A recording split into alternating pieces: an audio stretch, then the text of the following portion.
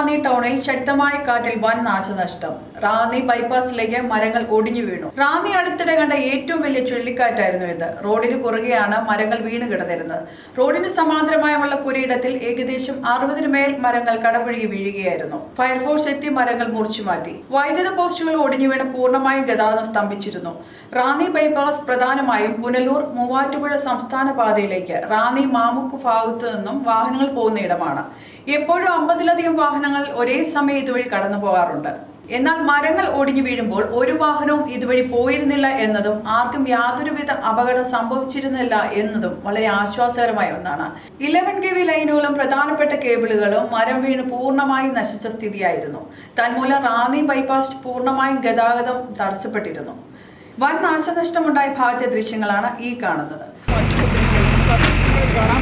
ഏറെ പരിശ്രമം ഈ കാര്യമായി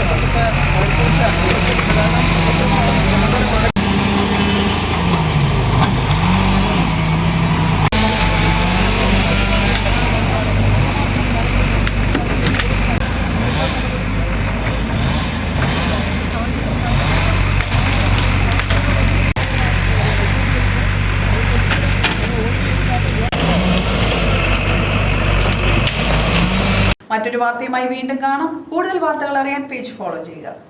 അറിഞ്ഞില്ലേ, അലങ്കാറിലാണിപ്പോൾ യഥാർത്ഥ ചന്ത. അലങ്കാർ ബുധനാഴ്ച ചന്ത. പച്ചക്കറികൾ തോട്ടങ്ങളിൽ നിന്നും നേരിട്ടെത്തിക്കുന്നു. ഫ്രഷ് ഐറ്റം, ഒപ്പം വിലക്കുറവും. എല്ലാത്തരം പഴവർഗ്ഗങ്ങൾ, പച്ചക്കറികൾ, അരി, വെളിച്ചെണ്ണ തുടങ്ങി നിത്യോപയോഗ സാധനങ്ങൾക്ക് 50% കൂടുതൽ വിലക്കുറവ്. അലങ്കാർ ബുധനാഴ്ച ചന്തയിലെത്താൻ മറക്കരുത്.